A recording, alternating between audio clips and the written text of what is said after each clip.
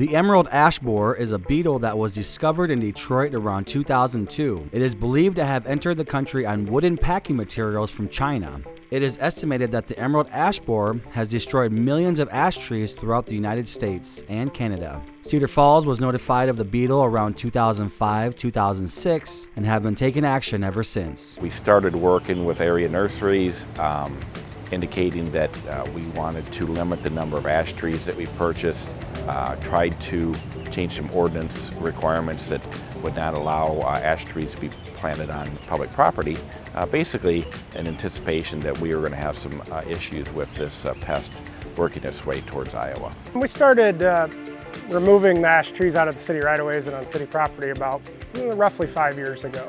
We had noticed some affected trees at the time, but now, I'd say in the last year and a half, they've really declined, which is pretty obvious driving down the roads, even on private property or city property.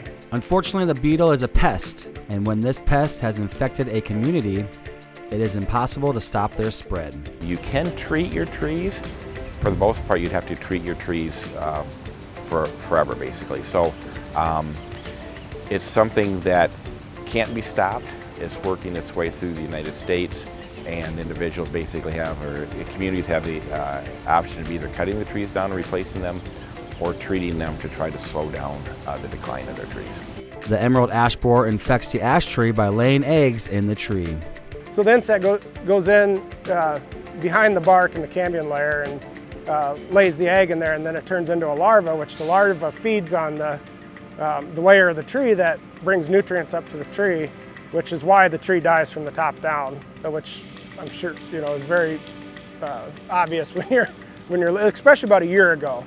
The tops of the trees were dead and they're suckering at the bottom, still trying to survive. But now we're getting to the point of a lot of them where they're just completely, foliage is gone, which that larva just cuts off that whole layer underneath the bark that brings up the nutrients. City ordinances now make it illegal to plant ash trees on public properties, and the city has been removing the current ash trees in the area for the last 4 years now. It made the most financial sense to remove the ash trees and replace them with oaks, maple, hackberry, or other beetle-resistant trees. At this point, it was the most financial sense because we are able to utilize our own staff for that. We have not had to hire external individuals yet. We may have to do that in the future as the trees start declining, but working with City Council, we determined that economically it was the best alternative to remove them and then replace them. As the city, we've been pretty proactive on trying to get them removed. The way we started was, we started on the north side of town and working south, but now we're kind of getting to a point where we're kind of jumping around a little bit, getting the trees that are need more attention than some of the other ones. Ever since the ash borer has infected our city, they've become a hazard, and we've got to get them down as quick as we can. Once the trees die, they get really brittle and the branches can fall out. And then when we're working here, it's a pretty dangerous stuff. So taking our time, it takes a long time to get everything down, doing it the right way, and trying not to, not hurt anyone and then not damage any property. If you have any questions about the emerald ash borer or an ash tree on public property, you can contact the Public Works Department.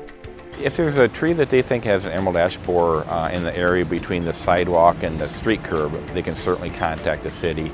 I will say that pretty much everything's infested at this point.